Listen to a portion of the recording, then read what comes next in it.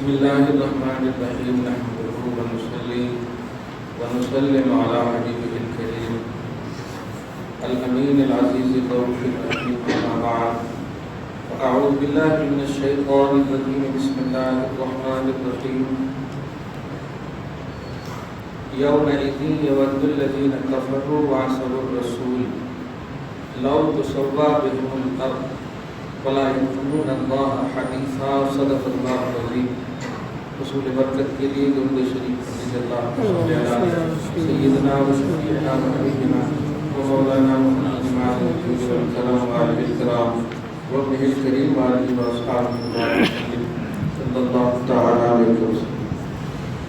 سورہ نساء کی آیت نمبر 41 تک کا درس ہو چکا ہے. گزشتہ درس نہایت ہی امپورٹنٹ، نہایت ہی اہم، امت محمدیہ کے لیے اعزازی درس تھا کہ ترغیب بھی تھی اس درس میں اور ترغیب بھی تھی. ترغیب یہ تھی کہ اللہ کے رسول صلی اللہ علیہ وسلم ہمارے اوپر رحم کرم فرمائے ہوئے ہیں، اور ترغیب یہ تھی کہ ہم اپنی بدعمالیوں سے نہیں بچیں گے تو ہمیں اللہ رسول دیکھتا ہے، دیکھ رہا ہے. ترغیب تھی. ترغیب مانے ہوتا ہے ڈرنا، ڈرانا. ترغیب مانے رغبت دلانا. قرآن پاک میں اور سب سے بڑے عقیدہ جو ملا تھا کہ اللہ پاک جو ہے اپنے حبیب صلی اللہ علیہ وسلم کی ایسے وقت میں، جس وقت میں سب لوگ نفسا نفسی کے عالم میں ہوں گے، ایسے وقت میں منفرد حبیب کو منفرد شان سے یاد کر رہا ہے اور ارشاد فرما رہا ہے جب سب لوگ نفسی نفسی کے عالم میں ہوں گے تو اے حبیب آپ کی شان کیا ہوگی، آپ کی پریشانی کیا ہوگی، نہیں آپ کی شان کیا ہوگی. یہ بہت ہی اہم ظاہر ہے. آپ دنیاوی طور پر بھی آپ کے ریلیٹیو کی کوئی جب تعریف کرتا ہے تو آپ کا دل باغ باغ ہو جاتا ہے سن کر کے. کوئی بیٹے کی خوشخبری سنا دے کامیاب ہو گیا، مبارک ہو، کانگریچولیشن کیا کر بولتے ہیں نا آپ کو، ہاں کانگریچولیشن کیا کہ وہ تو ہجی بھی لگانے نہیں آتا میرے کو. خیر، تو طبیعت مطلب باغ باغ. تو اللہ تبارک و تعالیٰ جب اپنے حبیب کی امت کے سامنے اور امت کے حوالے سے تعریف کر رہا ہے تو ہمیں خوش ہونا چاہیے کہ اللہ پاک کہہ رہا ہے حبیب آپ کی کیا شان ہوگی جب ہم آپ ہر امت سے گواہ لائیں گے اور ان تمام پر آپ کو گواہ لائیں گے. ہاں، اس گواہی پر بھی قربانی سے جانتے ہیں. وہ اس دن ایک شعر یاد نہیں آیا اسی سے ریلیٹڈ کہ اتنا باکمال 1400 کتاب، پھر مصطفیٰ جان رحمت جیسا سلام، عشق کا عمدہ پیغام، وہ عظمت مصطفیٰ کی مطلب ایک کسوٹی دی ہے. ایسے عالم میں بھی وہ بارگاہ رسالت میں دیکھتے ہیں، روایت کرتے ہیں کریم اپنے کرم کا صدقہ لئیم بے قدر کو نہ شرما. لئیم مانے ہوتا ہے کمی، ملامت کیا ہو. خود کو وہ کہہ رہے ہیں کریم یا رسول اللہ آپ کرم نوازی، بس اپنے کرم پر نظر رکھیے. لئیم بے قدر کو نہ شرما. اور پھر اللہ کی بارگاہ میں جا کر کہہ رہے تو اور رضا سے حساب لینا، یعنی کوئی اور احمد رضا ہوگا، یہ احمد رضا کے پاس کچھ ہے ہی نہیں کہ حساب دے سکے. تو اور رضا سے حساب لینا. رضا بھی کوئی حساب میں ہے؟ حساب مطلب کوئی گنتی میں ہے؟ ارے باپ، انکساری کی انتہا کہی ہے نا، انکساری کوئی گنتی میں ہے تو اور رضا سے حساب لینا. اس لیے کسی موقع سے میں نے کہا تھا کہ اللہ اگر تیری جہنم میرے جسم سے بھر جا رہی ہے تو پھر ڈال دے، اور نہیں بھر رہی ہے تو کاہے کو ڈال رہا ہے. جہنم کی کشادگی کا اندازہ لگائیے، پوری روئے زمین ڈل جائے تب بھی وہ نہ بھر سکے. اللہ پاک ہم سب کو جنت نصیب فرمائے. تو تواضع ہمارا شعار ہونا چاہیے، انکساری ہمارا رشتہ ہونا چاہیے، اور جو کرتے چلے جائیے اللہ پاک اپنے فضل سے بخش دے. اور اس کے عدل کے حوالے سے کبھی بات نہ کیجیے گا ورنہ بڑے بڑے جا چکے ہیں. ہاں، فضل سے بخش دے.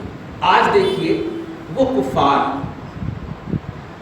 جب عظمت نبوت دیکھیں گے، شان دیکھیں گے، دھیان دیجیے تو یومئذ اس دن یود الذین کفروا وعصوا الرسول، یہ ہے پوائنٹ کہ اس دن جو رجسٹرڈ کافر تھے اور خصوصاً مسلم نما وعصوا الرسول، رسول کے آزو بازو میں رہنے والے، جس کو مٹ زبان میں منافقین، زبان سے کلمہ پڑھنے والے، دل میں بغض نبی رکھنے والے، تو ایسے یہ دونوں لوگ اپنا حشر آٹومیٹک متعین کر کے کہیں گے لو تسوا بہم الارض، ایک کاش کہ کوئی ایسی زمین مل جاتی کہ ہم اس میں دھس جاتے، لو تسوا، کاش ان لوگوں کو یعنی کفار کو اور نبی کے گستاخوں کو دھسا دیا جاتا، ایکول کر دیا جاتا، برابر کر دیا جاتا، ایسی رسوائی۔ اور نبی کی شان اور نبی کے ماننے والوں کی جب شان دیکھیں گے تو جو نہ ماننے والے ہیں وہ خود بخود سمجھ جائیں گے، کتنی چیز ہے رات نکلنے کے بعد دن آٹومیٹک چلا جاتا ہے۔ تو یہ ہے نبی کی شان پیچھے بیان ہوئی کہ کیا حال ہوگا آپ کا جب ہم سب پر گواہ لائیں گے، اور ہم سب نے بس ایک امید بنائی ہے، کیا یا رسول اللہ دامن میں چھپا لیں، بس یہی جو چھپتے جائیں گے اور وہ چھپاتے جائیں گے، وسعتیں دی ہیں خدا نے دامن محبوب۔ یہ تصور سے ہم جا رہے ہیں، ہم اپنے عمل کو نہیں بلکہ ان کے پیچھے جا رہا ہوں میں خدا کے سامنے۔ کتنی مشکل راہ میں ہے، کتنی آسانی مجھے، کتنا پیارا چیز نکلا دیکھیے، ان کے پیچھے آپ جائیے، بس راہ تو بڑی مشکل ہے لیکن بہت آسانی ہے کہ ان کے پیچھے جا رہے ہیں آپ، ان کے پیچھے جا رہے ہیں آپ۔ اللہ پاک نے کہا جاؤ کا فاستغفر اللہ، آؤ در رسول پہ پھر اللہ سے مانگو، دیکھیے آؤ در رسول پہ پھر اللہ سے مانگو۔ تو ہم بس اسی تصور میں رہیں، نماز پڑھیے، حج کیجیے، زکات دیجیے، خوب کرتے چلے جائیے الحمدللہ، اور اس کو ماشاءاللہ پازیٹیو ہو کر کے ہی جائیے، لیکن آپ نبی کے حوالے سے، عظمتوں کے حوالے سے، شان کے حوالے سے ہمیشہ الحمدللہ ایسے جیسے فجر کی نماز نہیں پڑھی، ندامت شرمندگی ہوئی، لیکن اس وقت بھی اگر نبی کا نام آئے تو روٹا چھوڑ دیجیے، ایسا جانتے ہیں۔ نبی درس قرآن میں، عورتوں کی درس قرآن میں ایک جملہ بڑا اچھا نکلا جو ابھی تک دماغ میں رکھا ہے، اللہ پاک پیریڈس میں جو عورتیں رہتی ہیں نماز معاف ہے، صحیح ہے، اور قضا بھی نہیں ہے، کمال یہ قضا بھی نہیں کرنا، یعنی ایک دم معاف، لیکن ایسے عالم میں درود سلام پڑھنا معاف نہیں ہے۔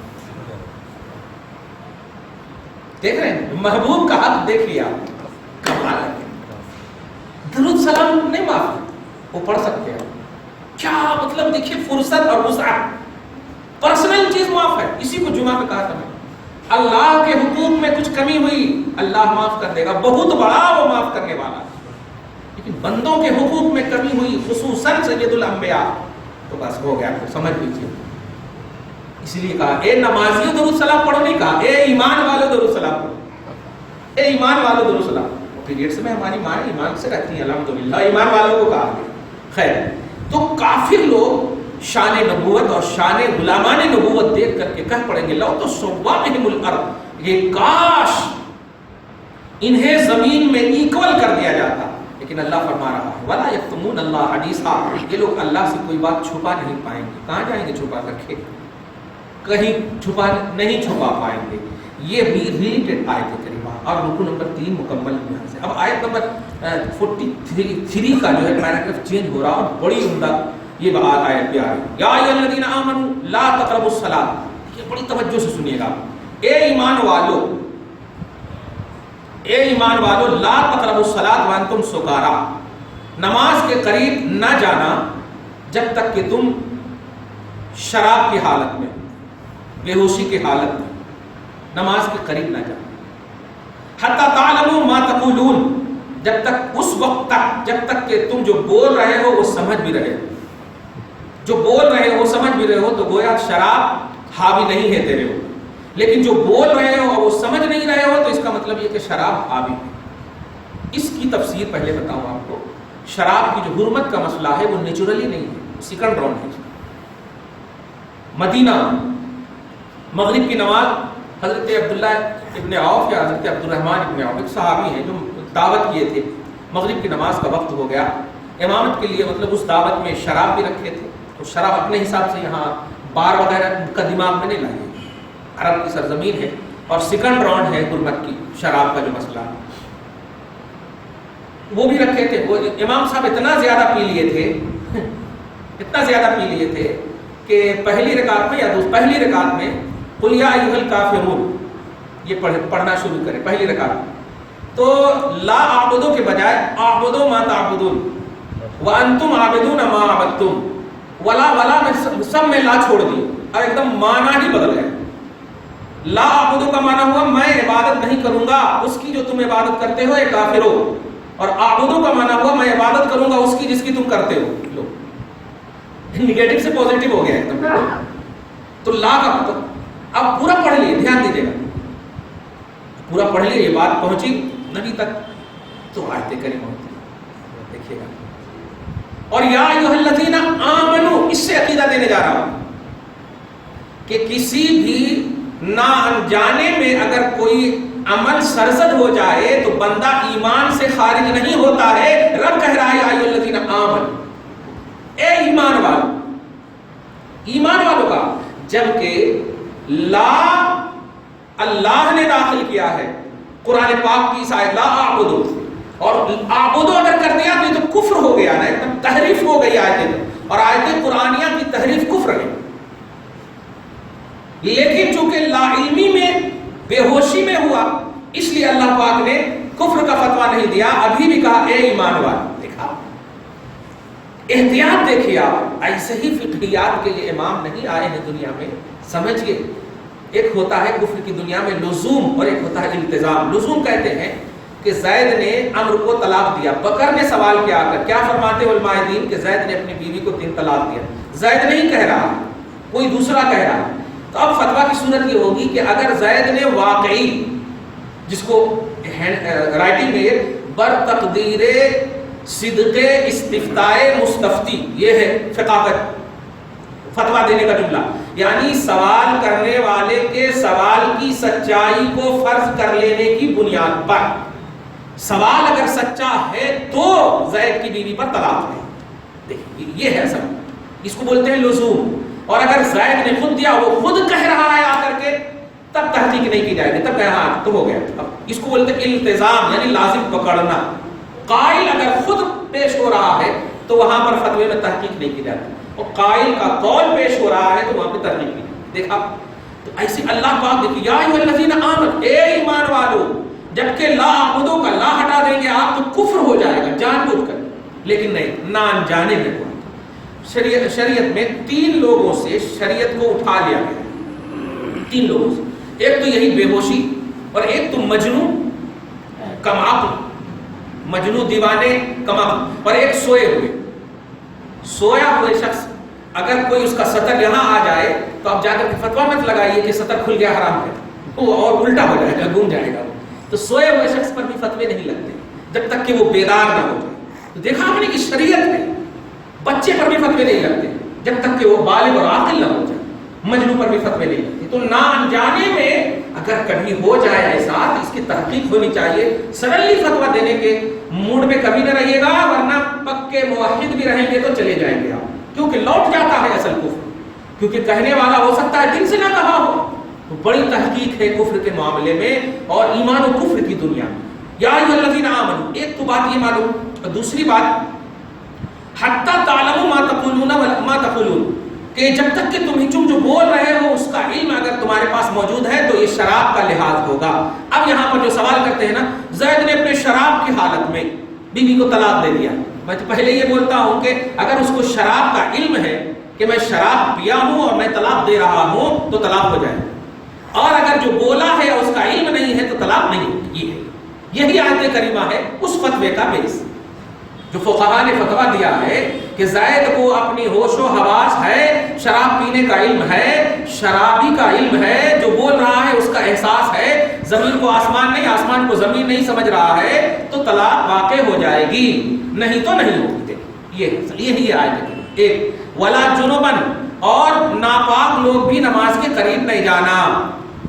دیکھیے ناپاک لوگ بھی نماز کے قریب نہیں. اچھا ایک اور مسئلہ بتانے جا رہا ہوں کہ کسی بھی چیز کے حرام اور حلال ہونے کا جو معیار ہے وہ قرآن اور حدیث ہے.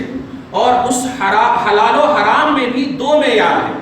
ایک ہے قبلیت اور بعدیت. قبلیت اور بعدیت کا مطلب کبھی ایسا ہو سکتا کہ بہت دن تک حلال ہو اور کسی وجہ سے حرام ہو.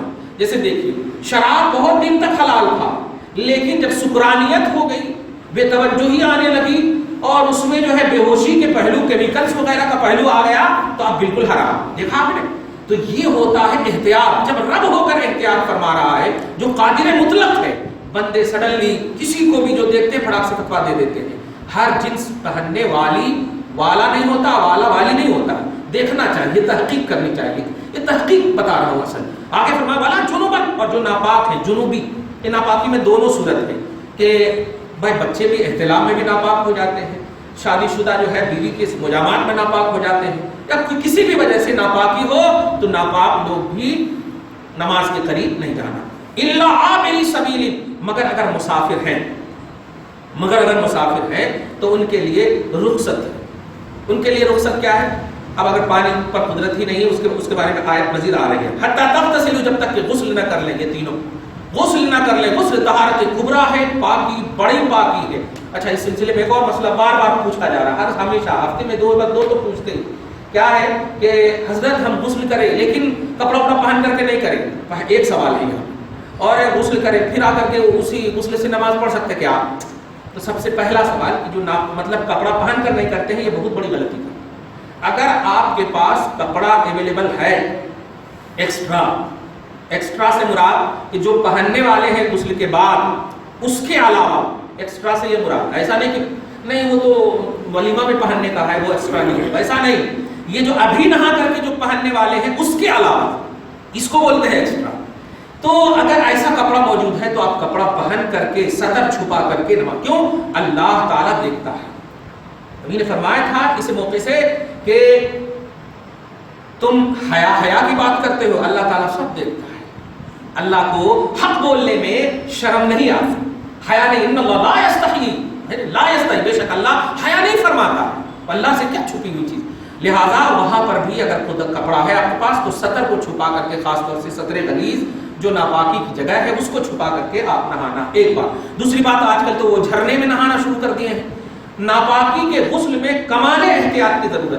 کمال احتیاط یہ ہے کہ پہلے وضو کریں، اور وضو میں بھی اس سے پہلے یہ ہے کہ جہاں پر کچرے وغیرہ لگے ہوئے، ناپاکی لگے، منی وغیرہ کے قطرات لگے ہوئے ہیں، اس کو سب سے پہلے دھوئیں. غسل میں 3 چیز فرض ہے: مزمزہ، استنشاق اور پورے بدن پر. مزمزہ میں کلی کرنا، استنشاق میں ناک میں پانی ڈالنا.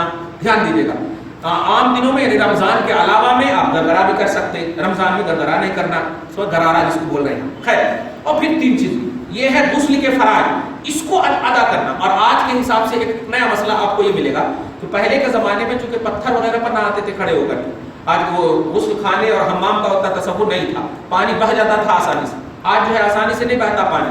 لہذا جو مطلب 2 چیز تو آپ کریں، ناک میں پانی ڈالیں اور کلی کریں، یہ کریں آپ. اور وہ جو پورا بدن یہ کریں گے نا، تو ایک اصلی جو وضو ہوتا ہے پاؤں دھونے والا، وہ پاؤں کو سب سے لاسٹ میں دھو کر کے نکلیں. سب سے لاسٹ پہلے راؤنڈ میں مطلب جو ہے غسل جو کریں گے آپ، وضو جو کریں گے نماز کی طرح جو وضو کریں گے، وہ جو ہے پاؤں اس میں نہ دھوئیں، پاؤں بعد میں دھوئیں، کیونکہ پانی آج کل جو ہے ٹھہر جاتا ہے اپنے حمام وغیرہ، اور اگر بہہ جاتا ہے تو ماشاءاللہ آپ اس وقت بھی دھو سکتے ہیں. کہنا یہ کمال احتیاط کی ضرورت. اور وہ جو کھڑے ہو کر نہاتے ہیں، جسم کا ایک ایک بال کے نیچے ناپاکی رہتی ہے. جو ناپاک ہوتا ہے بیوی سے مجامعت کے وقت یا کسی بھی حالت میں اگر ناپاک ہو جائے تو ناپاکی جملے ہیں تحت کل شعرۃ جنابۃ، ہر بال کے نیچے تک جنابت رہتی، ناپاکی رہتی. مطلب کیا ہوا کہ ایک بال کے برابر بھی اگر آپ کا جسم جو ہے سوکھا رہ گیا تو گئے کام سے. اب اسی سے یہ مسئلہ نکلا کہ جب ایک بال کے برابر یعنی ایک بال کی جگہ بھی ناپاک ہے تو آپ جو پانی اوپر سے کھڑے ہو کر نہائیں گے اس کے جو چھینٹ آپ کے آزو بازو میں پڑیں گے، تو پہلے راؤنڈ کے جو جسم کا قطرہ ہے وہ جو پڑیں گے جن جگہوں پہ وہ سب ناپاک ہو گئے. اب آپ بھائی بتائیے انوائلنٹری میں آپ کو تو کچھ نہیں معلوم کہ کہاں کہاں اڑ کر کے چلا گئے. فرض کیجئے کہ وہاں پر اڑ کر کے گیا تھا لیکن دھیان نہیں دیا، اور جب پورا آپ نہا لیے تو جب کپڑا پہن رہے تھے تو ہلنے ولنے کی وجہ سے دیوار میں کچھ ٹچنگ ہو گئی اور اسی جگہ میں آپ کا سر لگ گیا. تو اب بتائیے، آپ تو سمجھے کہ ہم نے اپنا غسل کر لیے ہیں لیکن وہ ناپاک جگہ میں آپ ٹچ ہو گئے، پھر ناپاکی تو برقرار ہی رہے. تو یہ ہے کھڑے ہو کر کے ہرگز نہ نہائے. بھائی آپ مسلمان ہیں، پاک رہ کر کے آپ کو نماز پڑھنا ہے، اور جب آسانی سے اویلیبل ہے تو آپ کیوں نہیں کریں گے ایسا؟ تو کبھی بھی ایسا نہ کیجیے، اس کو دھیان میں رکھیے. غسل کے جو فرائض ہیں اس کو اپنانا ہے، وضو آپ کو کرنا ہے اس کو اپنانا ہے. یہ ساری پاکی حاصل کرنے کے بعد آپ کتنا بھی ناچ کر کے نہائیے نا، فضول خرچی کا فتویٰ لگ سکتا ہے بس. لیکن پہلے راؤنڈ میں جو آپ کو کرنا ہے صحیح طور پر، تو پہلے راؤنڈ میں غلطی کرے تو آخری تک وہ غلطی رہتی. پہلا راؤنڈ صحیح رکھے آپ، پاکی حاصل کر لے اچھے سے، تو اب جو ہے ٹھنڈا خوب تبرد حاصل کیجئے۔ تو یہ ہے غسل کا بہترین اور صحیح طریقہ، بیٹھ کر کے کپڑا پہن کر کے، کبھی بھی آپ ننگے نہ نہائے، نہیں ہے کپڑا ایک ہی پہننے کا ہے تو پھر ٹھیک ہے، آپ کو پھر اجازت ہے، اسی لیے حمام اور غسل خانہ رکھا گیا ہے تاکہ آپ کے پاس کپڑا نہ ہو تو آپ ننگے بھی نہا سکتے ہیں، ننگے نہ بولیے، کپڑا نہ پہن کر کے نہا سکتے ہیں، یہ ایک رخصت ہوئی۔ ایک بات جنوبی کی اور ایک صورت ہو، ناپاک شخص جو ہے اگر مسجد میں ناپاک ہو گیا، یہ بڑے مسئلے آتے ہیں، تو مسجد میں ناپاک ہو گیا تو اب کیا کرنا، کیسے کرنا؟ عموماً یہ پوچھے جاتے ہیں تو اس کو دھیان رکھیے گا کہ اگر نکلنے کا ممکن راستہ ہو تو آپ فوراً نکل جائیں گے، اور نکلنے کا اگر ممکن راستہ نہ ہو تو جیسے بھی ہو آپ نکلنا ہو۔ لیکن اگر اعتکاف میں تو اب عجیب صورت ہے، وہاں پہ اب عجیب صورت ہے، نماز کا ڈیفیکلٹ وقت ہے، دھیان دیجیے گا، نہانے جائیں گے تو نماز چھوٹ جائے گی، دھیان دی۔ تو قدرت کی ابھی تعریف آگے چل کر کروں گا۔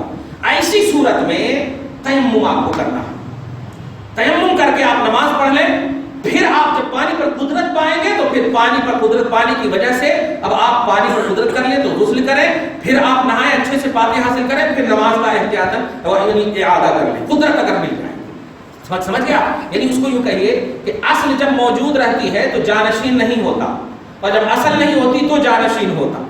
امام صاحب جب موجود ہو تو انہیں نائب امام کی ضرورت نہیں پڑتی، یہ ہے اصل، لیکن جب امام نہ ہو تو نائب امام کی ضرورت پڑتی، یہ ہے اصل۔ تو ایسے ہی اصل غسل ہے، اصل وضو ہے، اور اس پر قدرت نہ ہو تو تیمم ہے۔ تیمم کے بعد پھر اگر قدرت آپ کو حاصل ہو جائے تو وہ تیمم آپ کا باطل ہو جاتا ہے اور پھر آپ کو اعادہ کرنا، لوٹانا پڑے گا، یہ ہے اصل۔ آگے دیکھیے، الا عابر سبیل حتی تغتسلوا وان کنتم مرضی، اور اگر تم بیمار ہو، ایسی بیماری، یہ اپنے والی سنڈے والی بیماری نہیں، ہاں خون والی بیماری نہیں، حقیقت میں بیماری کہ اگر پانی حاصل کریں گے کھانسی، پانی حاصل کریں گے بخار، یہ ہے، اگر پانی حاصل کریں گے تو یہ پانی کے استعمال پر، یا بیماری ایسی کہ اگر کوئی کام کرنا ہے مطلب عبادت کا تو اس عبادت میں خطرات جسم ہے تو رخصت ہے۔ کیسی رخصت؟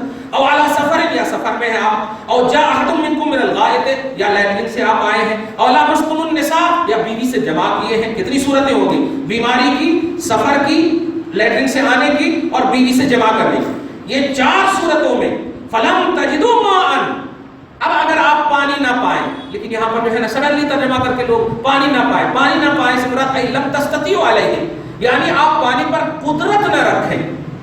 کبھی کبھی ایسا ہوتا ہے کہ ہاتھ مطلب سن ہو جائے، پانی وہیں پر موجود ہے لیکن اٹھانے کی طاقت نہیں، تو پانی تو موجود ہے، دھیان دیجیے، لیکن قدرت نہیں۔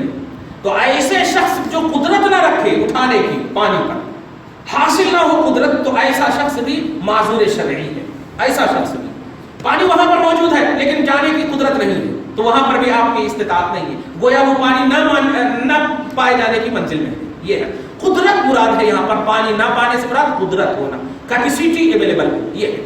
فتیمموا صعیدا طیبا، تو تیمم کرو پاک مٹی سے۔ پاک مٹی سے مطلب دیکھیں گا تیمم میں 2 چیز فرق ہے، 2 چیز ضروری ہے۔ ایک ہے مطلب یہاں ایک بات دھیان میں رکھیے گا، سب سے پہلے تو مٹی یا مٹی کے جنس سے کوئی چیز، نوٹ کریں آپ، مٹی یا مٹی سے بنی ہوئی کوئی چیز، مٹی ہی سے ریلیٹڈ چیز۔ اب یہ جو ٹائلز وغیرہ کس سے بنتے ہیں؟ مٹی ہی کی قسم ہے، مٹی ہی سے بنتے ہیں یہ سب، مطلب زمین ہی سے تو نکلے ہیں نا بھائی، خاک ہی سے تو نکلے ہیں نا، خاک ہی سے نکلے، یہ تراشے گئے۔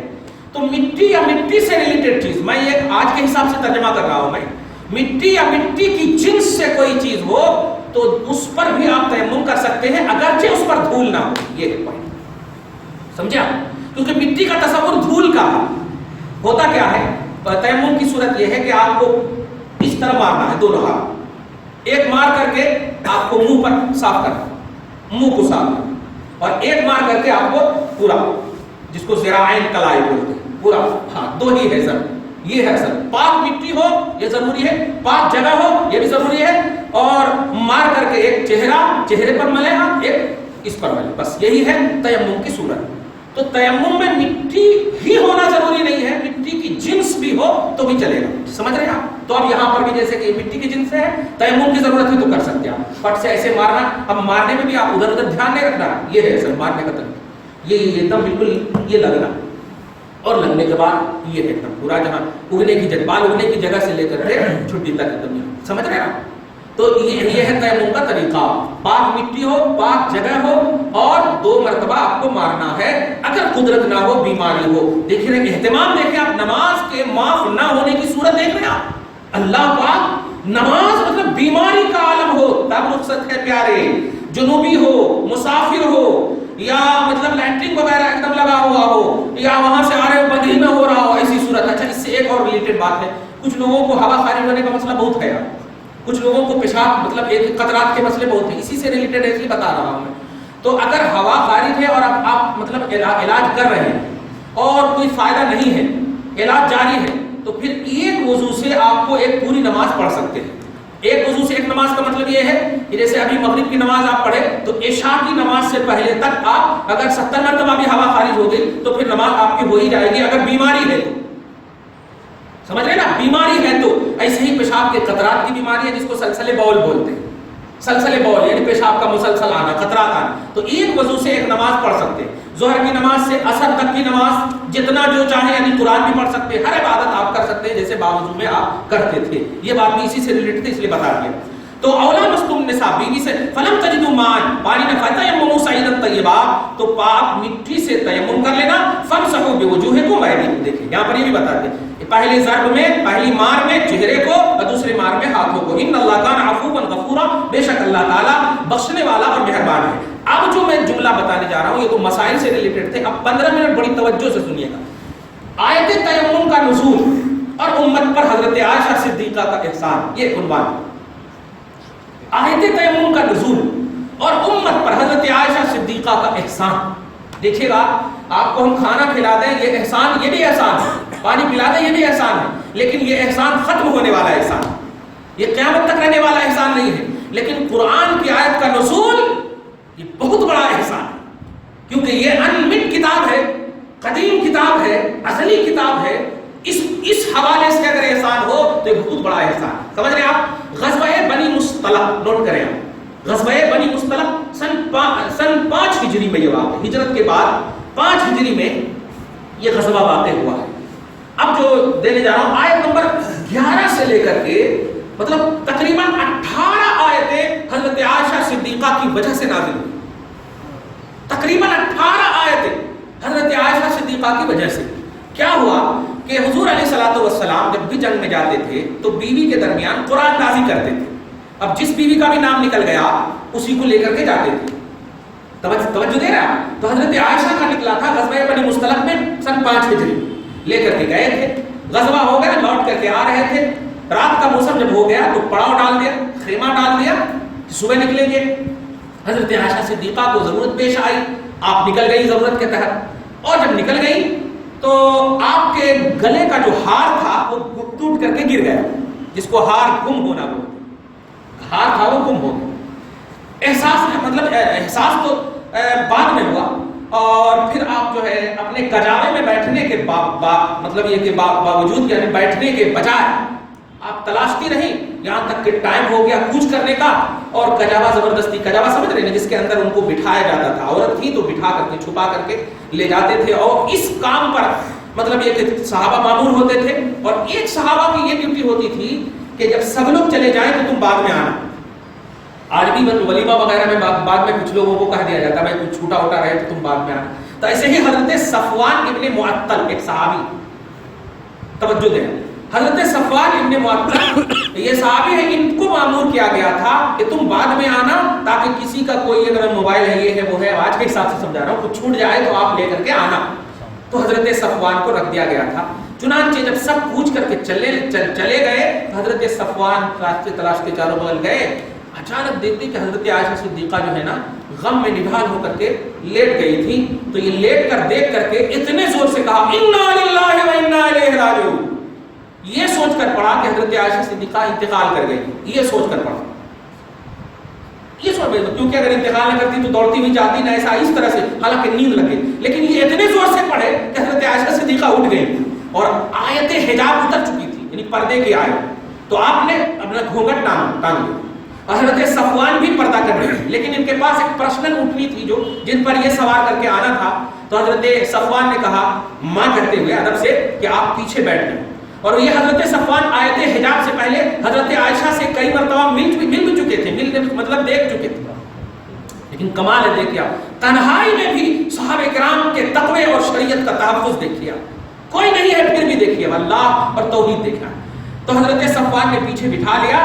اب جو ہے راہوں میں دیکھنے والوں نے دیکھ لیا وہی واصحاب الرسول کی جماعت، منکرین رسالت کی جماعت نے، منافقین کے، خصوصاً عبداللہ ابن ابی ابن سلول، یہ جو رئیس المنافقین، یہ سب کو معلوم ہوا. تو یہ دیکھو محمد کی بیوی ہے، کچھ بھی تحقیق نہیں، بلا وجہ جیسے تیسے ایک دم محمد کی بیوی ایسا ہے. عائشہ جو ہے اس طرح سے جوان تھی، پورا اڑا دیا ایک دم بالکل رسول پاک صلی اللہ علیہ وسلم کو. مطلب یہ اطلاع ملی. آقا علیہ السلام بار بار یہ جملہ فرما رہے تھے کہ مجھے اپنی بیوی پر خیر ہی کا یقین ہے، خیر ہی کا یقین ہے، میری بیوی نہیں کر سکتی ایسا، دھیان دیں ایسا نہیں کر سکتی. لیکن چونکہ دیکھیے جب سچویشن جو ہے نا مطلب یہ کہ پرابلم کی شکل اختیار کر لے تو پھر جو ہے سولوشن جو ہے حالات کے حساب سے ڈھونڈا جاتا ہے، اس میں تھوپا نہیں جاتا. رسول پاک صلی اللہ علیہ وسلم نے جب دیکھا پوزیشن کو سمجھیے، رسالت کے پہلو کو سمجھیے اور واقعی پرابلم کا سولوشن کیسے ہے، نبوی سولوشن دیکھیے. رسول پاک صلی اللہ علیہ وسلم نے دیکھا، حضرت عائشہ صدیقہ سے پوچھا. پہلے تو بہت دن تک حضرت عائشہ صدیقہ کو بتایا بھی نہیں، عمر میں چھوٹی تھی تو بتایا اس لیے نہیں کہ یہ ہو جائیں گی. لیکن ایک دن حضرت ام مصطح نامی انہوں نے وہ ایسے ہی جا رہی تھی استنجا کو، تو دونوں نے مطلب کہہ دیا کہ ایسا ایسا تمہارے بارے میں سن رہی ہوں یہ وہ. ارے ان کو تو معلوم ہے.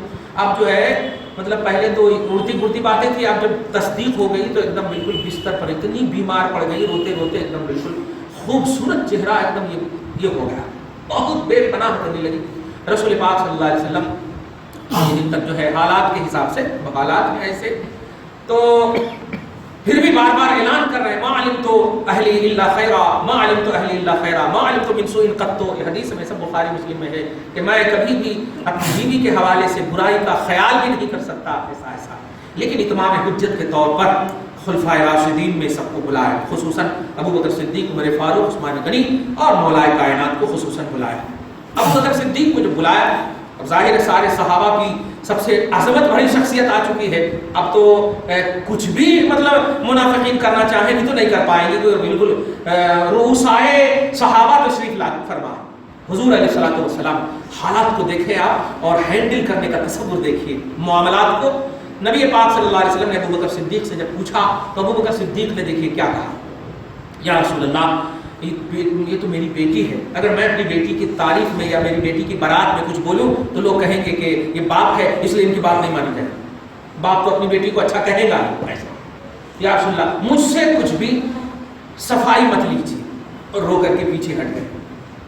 اس کے بعد کہا آپ صحیح کہہ رہے ہو. عمر فاروق کو بلایا.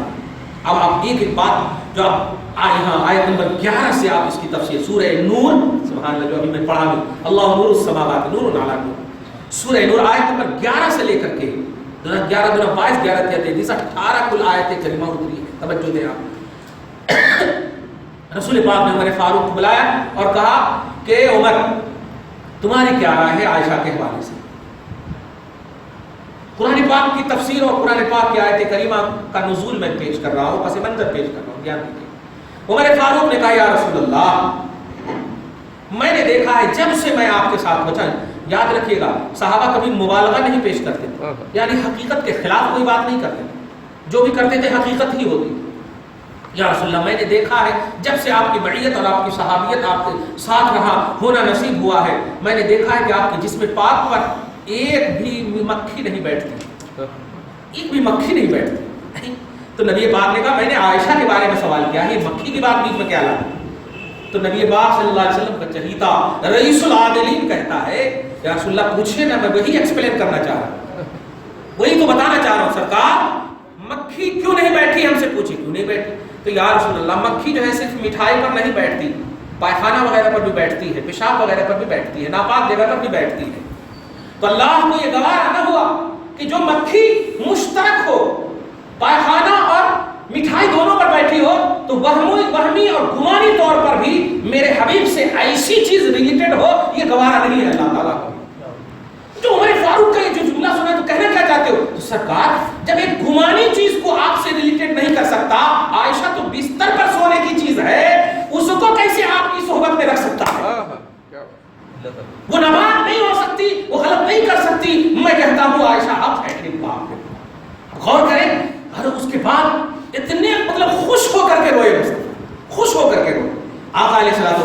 حضرت عثمان کو بلاتے ہیں، حضرت عثمان تمہاری کیا رائے ہے رضی اللہ عنہ؟ تو حضرت عثمان نے کہا یا رسول اللہ میں نے اچھی طرح دیکھا ہے، صبح شام صحابہ کا تو تصور ہی، صحابی کو صحابی کہتے بھی ہیں اس لیے کہ وہ ساتھ ساتھ رہنا، صحابی صحب ساتھ ساتھ رہنا، کنٹینیو رہنا. آپ بھی ہم بھی ساتھ رہتے لیکن کنٹینیو رہتے اس لیے صحابی نہیں کہتے ہمارے آپ کو. خیر، تو حضرت عثمان کو جب پوچھا تو عثمان غنی رضی اللہ تعالیٰ عنہ نے کہا یا رسول اللہ ان اللہ ما اوقع ذلک علی الارض لئلا یضع قدم علی ذلک الذل او کما قال رضی اللہ عنہ. یا رسول اللہ میں نے دیکھا ہے، یہاں پر توحید کا بھی عقیدہ دیکھیں، یہ نہیں کہہ رہے کہ میں نے دیکھا ہے کہ آپ کا سایہ نہیں ہے. نوٹ کیجئے، عقیدہ آج کل گڑبڑا دیتے ہیں لوگ، اور جملے پہ غور کیجئے. ہم لوگوں کا ہمارا عقیدہ یہ ہونا چاہیے کہ اللہ نے نبی کا سایہ نہیں رکھا، یہ عقیدہ نہیں ہونا چاہیے کہ نبی کا سایہ نہیں ہے. اسی لیے میں نے وہ سلام آپ سنے ہوں گے تو ایک شعر پڑھا ہے اس میں کہ سمجھ سے بالا ہے یہ یقیناً تمہارا بے سایہ ہونا آقا، مگر کرم کا ہے سایہ سب پر. دیکھ رہے ہیں، سایہ سب پر. تو سایہ کا مطلب انکار نہیں کیجیے گا. کون سے سایہ کا انکار ہو رہا ہے توحید کے آئینے میں؟ دیکھیے کہ اللہ پاک نے آپ کا سایہ زمین پر نہیں رکھا، پھر وہی کہا نبی نے. یہ سایہ پائے کی بات کیا کر رہے ہو؟ میں عائشہ کے بارے میں پوچھ رہا ہوں. سرکار کیوں نہیں رکھا یہ تو پوچھئے. اس لیے نہیں رکھا کہ جب آپ چلیں گے تو صحابی آپ کے ساتھ ہوں گے، اور دھوپ کی وجہ سے کبھی لیفٹ میں کبھی رائٹ میں کبھی آگے کبھی پیچھے اور کبھی کچرے وغیرہ بھی آزو بازو میں ہوں گے، تھوک پھینکے ہوئے بھی ہوں گے. تو اللہ پاک نے اس لیے نہیں رکھا کہ کہیں آپ کا سایہ ایسی جگہ پڑ جائے اور لوگوں کا قدم پڑ جائے. تو لوگوں کا قدم پڑ جائے، حالانکہ کبھی بھی صحابی نہیں ڈال سکتے تھے، اگر پڑتا بھی تو کبھی بھی صحابی کیونکہ پیچھے رہ جائے. لیکن وہمی طور پر بھی اللہ پاک نے یہ نہیں رکھا اور برداشت نہیں فرمایا کہ آپ کے سائے پر کسی کا قدم پڑے، کسی انسان کا قدم پڑے. تو جو اللہ کسی انسان پاک کا قدم آپ کے سائے پر گوارا نہیں کر سکتا، ناپاک عائشہ کو آپ کے بستر پر کیسے رکھ سکتا ہے؟ اس لیے میں کہتا ہوں عائشہ حق ہے. ارے باپ. اس کے بعد مولا کائنات باب العلم کی باری آئی. علی یہ تمہاری کیا رائے ہے رضی اللہ تعالیٰ عنہ وکرم اللہ وجہہ الکریم. علی ایک بہترین جواب ہے. اچھا ایک نیا نقطہ ہے اس میں. آج تک میں نے کہا تھا کہ نبی کے جوتے میں، نبی کے نالین میں کچرے پڑ گئے تھے، وہ نہیں ہے. نبی کے نالین ایک مکھی مر کر کے اس کا خون لگ گیا تھا، مکھی کا ایک خون لگ گیا تھا جس کو کچرا بھی نہیں بول سکتے. کبھی کبھی مکھی مارتے ہیں، مچھر مارتے ہیں تو لگ جاتا ہے، تو آپ مطلب اس کو دھو دیتے ہیں، کوئی ٹینشن نہیں لیتے ہیں آپ. برخلاف پائخانہ پیشاب اگر لگ جائے تو چھی چھا کتنی مرتبہ بولنا پڑتا دھونے کے سے پہلے.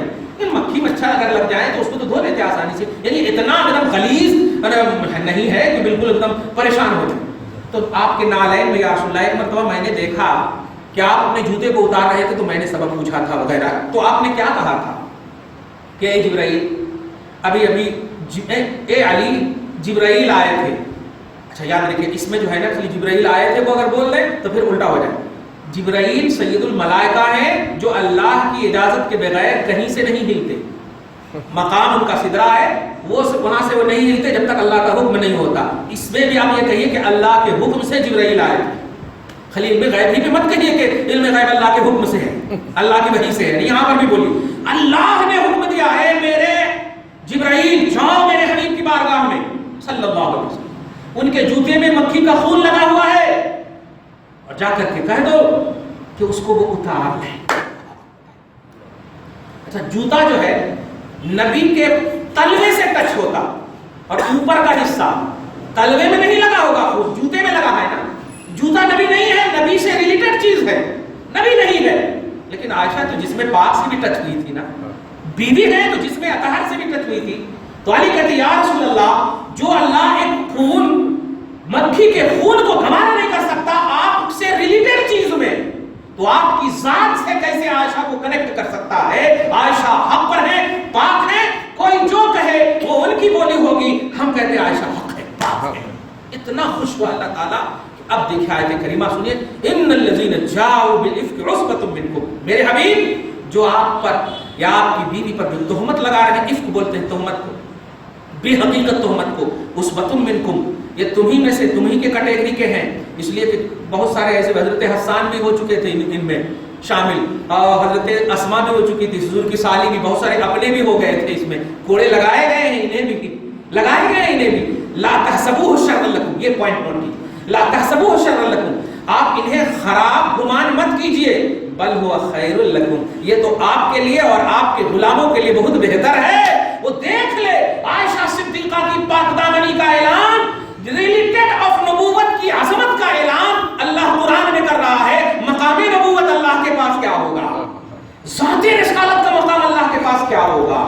اسی موقع سے آیت تیمم کا بھی نزول ہوا، ہار گم ہونے کی وجہ سے. اب کچھ لوگ بولتے ہیں ہار گم ہو گیا تو نبی کہیں نہیں بتائے. ارے جھگڑا والا دماغ کیوں رکھتے، اگر نبی بتا دیتے تو آیت تیمم اترتی. بولیے نبی اگر اس اپنے علم غیب کا پریوگ کر لیتے، استعمال کر لیتے، تو پھر نبی یہ آیت کریمہ اترتی تو 6665 ہی آیت ہوتی، 66 ہی آیت کو کہیں کو روک رہا. صحیح ہے.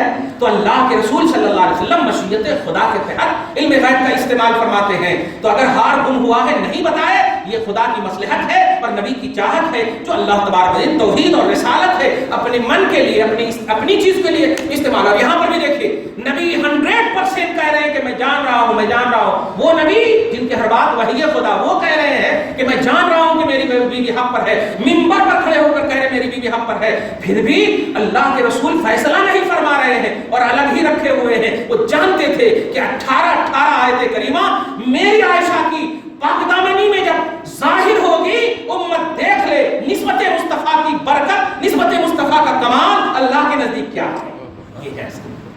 یہ ہے نبی پاک صلی اللہ علیہ وسلم سے نسبت، اور نسبت کا احترام اگر کرے تو جن جن لوگوں نے کیا دیکھیا، افضل البشر، ذو النورین، رئیس العادلین، باب العلم کا مقام مل گیا. دیکھ رہے ہیں آپ، کہنا یہ ہے کہ قرآن پاک کی جو ریئلٹی ہے اس کو دیکھتے ہوئے ہمیں اور آپ کو سمجھنا چاہیے. آیت تیمم نازل صرف نہیں ہوئی ہے، عائشہ کے ہار گم ہونے کا احسان ہے. اگر نہ گم ہوتا، عائشہ نہ ہار پہنتی، گم نہ ہوتا، نبی پاک بتا دیتے، یہ آیت تیمم نازل نہ ہوتی. 18 آیتوں سے امت محروم ہو جاتی، قرآن 18 آیتوں سے کم ہو جاتی. لیکن اللہ پاک کامل ہے، اللہ پاک اکمل مکمل ہے، اللہ پاک قادر ہے. وہ اپنے کلام کو مکمل نازل کیا ہے. آپ کے حالات اور تقاضے کو نہیں وہ دیکھتا ہے، بلکہ وہ یہ دیکھتا ہے کہ میں اپنے حبیب کی ضرورت اور حبیب کے واسطے سے کن کن کی ضرورت کی تکمیل کروں. یہ میرا منشا ہے، میرے منشے میں انٹرفیئر نہیں کرنا.